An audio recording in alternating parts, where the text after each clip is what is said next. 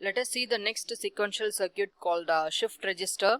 So shift register is a combination of various registers flip-flop which we already saw in our previous circuits.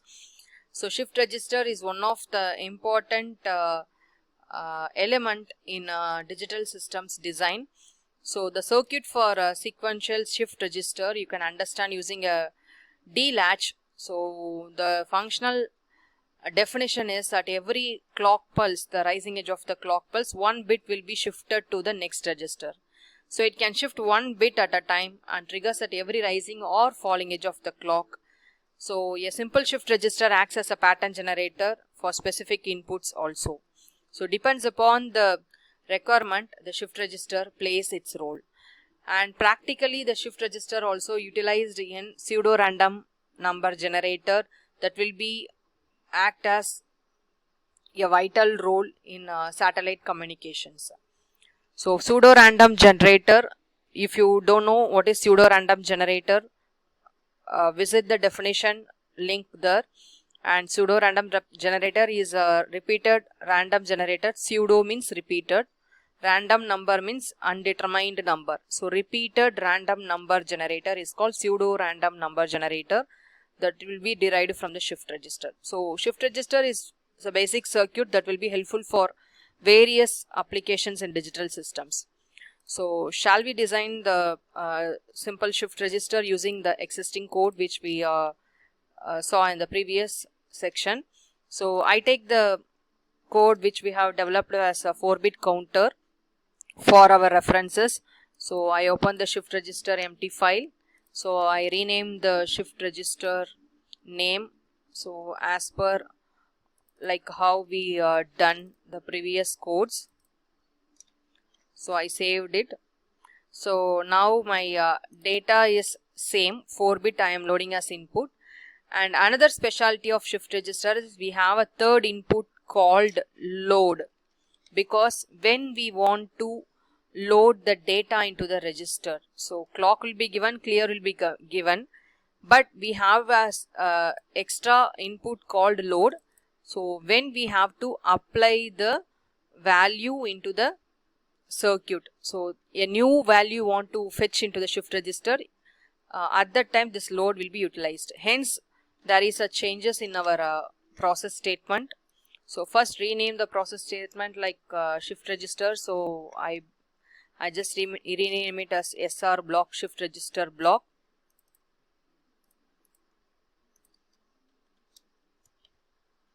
So if clear equal to 1, temp equal to 0 initially, no change in it.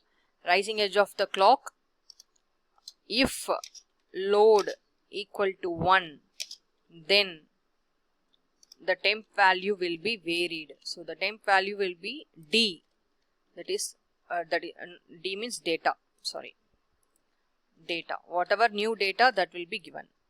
Only at the else condition the shift register works. So for easy understanding I am just shifting one bit at a time. So as I know, as per the theory, we have 4 types of shift registers: serial in, serial out, serial in, parallel out, parallel in, serial out, parallel in, parallel out. So now we are giving the data parallelly. Complete data will be fetched inside and shifting the data out serially as well as parallelly. So now simply telling my temp of 0,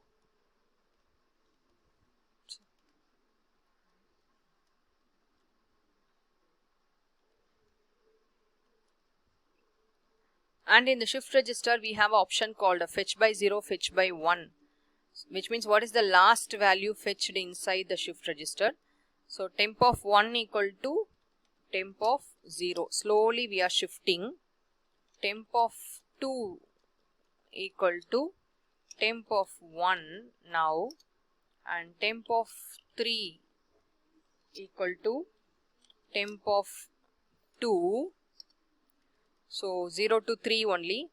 And now what is temp of 0 means we have to fetch it by 0 or 1. So if you want to make fetch by 0, temp of 0 less than equal to 0.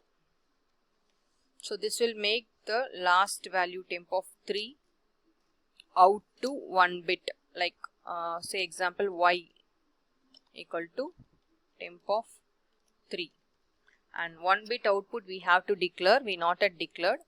So I declare y as output standard underscore logics 1 bit out. So here I have designed parallel in, parallel out as well as serial out, both the shift register inside a single logic. So I have to end this using end if, and again for this I have to declare another end if.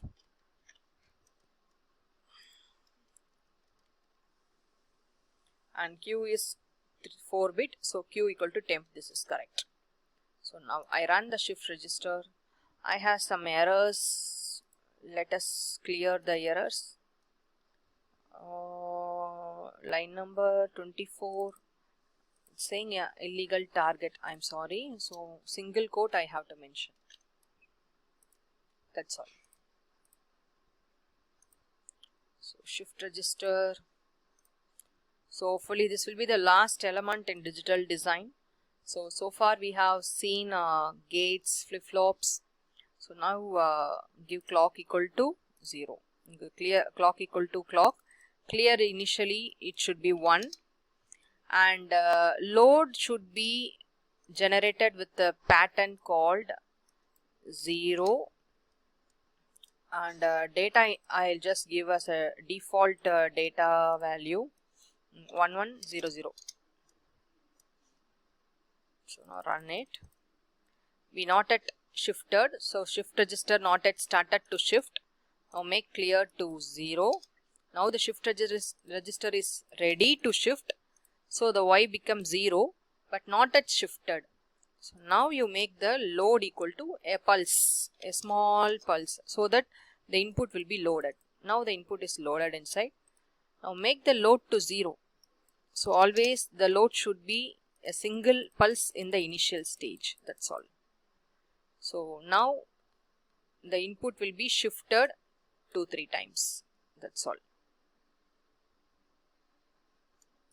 So this is a right shift operation we have done here. So even you can see the single bit coming over here as an output. So verification of data flow diagram is quite interesting.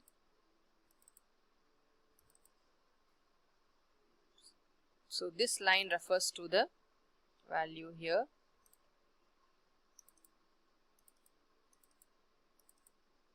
So that's all about shift register. So far we have seen shift register, AND gate, OR gate, XOR gate. So initial gate coding we have done, and simple decoder, oscillator circuit, multiplexer, decoder, latches, flip-flops, clock divider, counter, and shift register now. So almost around 9 elements we have seen. So these elements are really helpful to generate any kind of digital circuit. And as the end of this basic training session, so we'll be ended up with a small mini project design using the shift registers and LUT, sequential LUT I'm going to show you with the sine wave generator. So there is a term called numerically controlled oscillator. So how to make our FPGA as numerically controlled oscillator, that we are going to see here.